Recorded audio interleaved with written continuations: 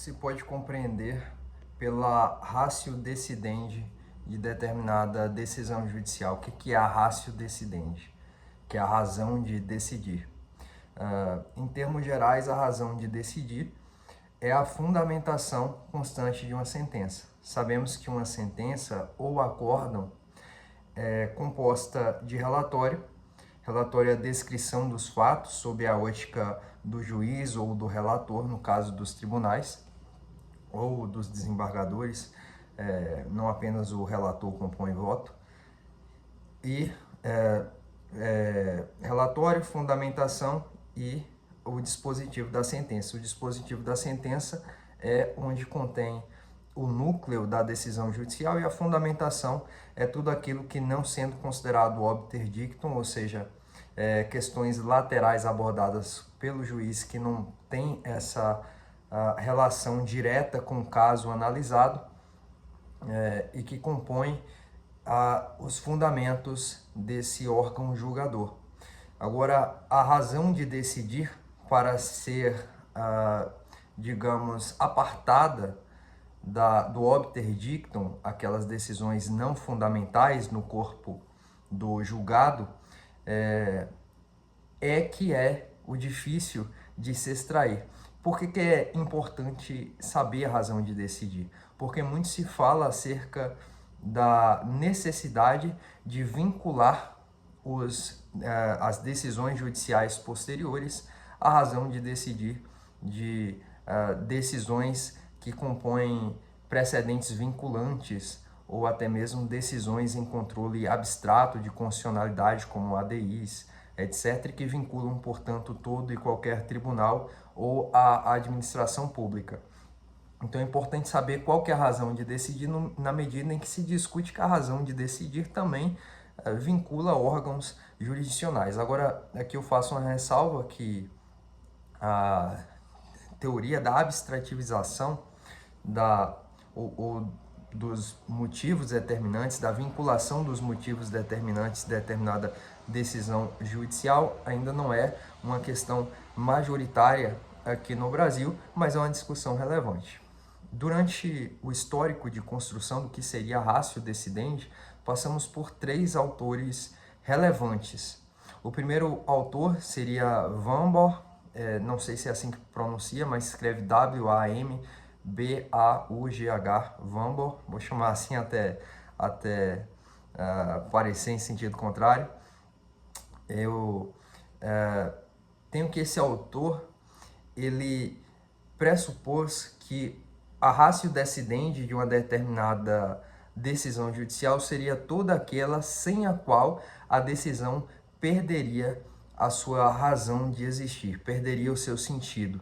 Então, ele utiliza a técnica da inversão da ratio decidendi para definir o que é ratio decidendi. Ou seja, retira-se a ratio decidendi e vê-se, a partir daí, se a decisão ela permanece rígida. Há uma crítica a essa teoria no sentido de que haveria decisões com mais de uma fundamentação e que, portanto, essa técnica da inversão seria ineficaz. Seguidamente, nós temos o autor Oliphant. Oliphant, ele dizia, e aqui ele é adepto do realismo jurídico, eventualmente eu farei um vídeo sobre o realismo jurídico, ele dizia que a ratio decidendi era uma resposta do juiz para os fatos levados ao tribunal ou ao juízo, no caso de órgão de primeiro grau.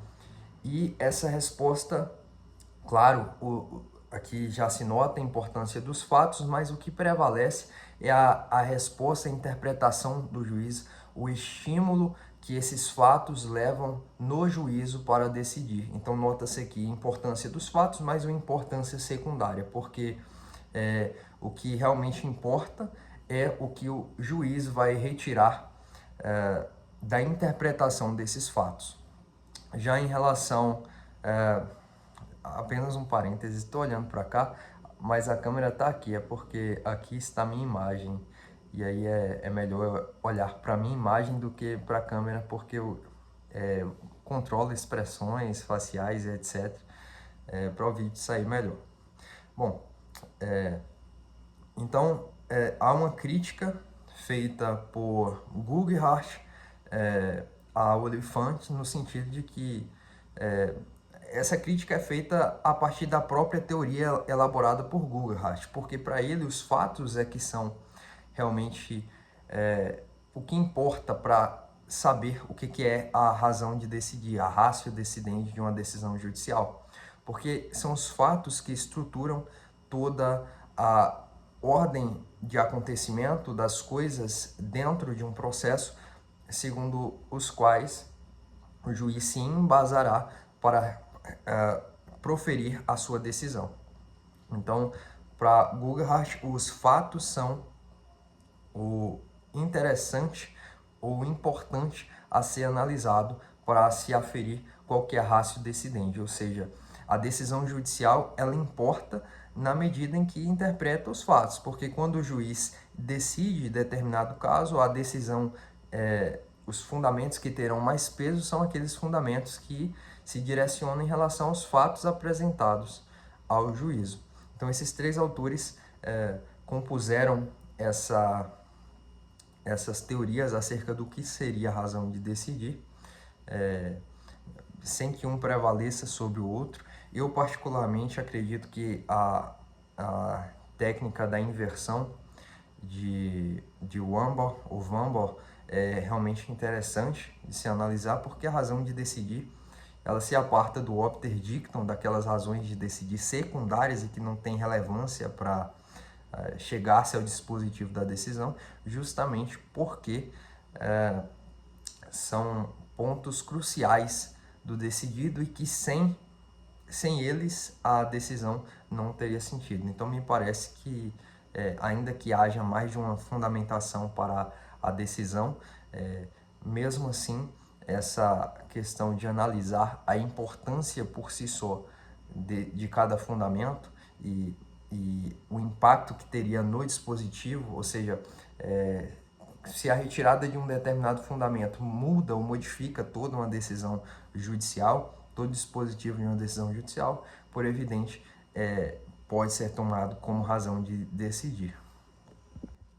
E essa discussão acerca da vinculação aos motivos determinantes, que surge a partir do controle concentrado de constitucionalidade, ela foi trazida pela primeira vez aqui no Brasil, em seara de decisões concentradas de constitucionalidade, pelo ministro Gilmar Mendes, constitucionalista,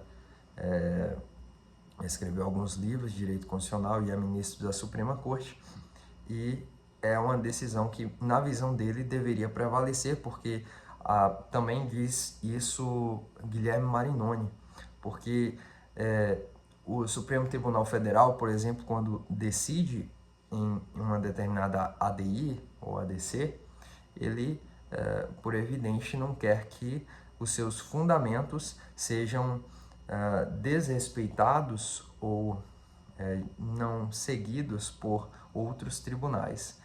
E, portanto, tribunais não podem ir de encontro, ou não poderiam, em tese, ir de encontro nem sequer aos fundamentos. Mas também é tema para ser tratado outrora.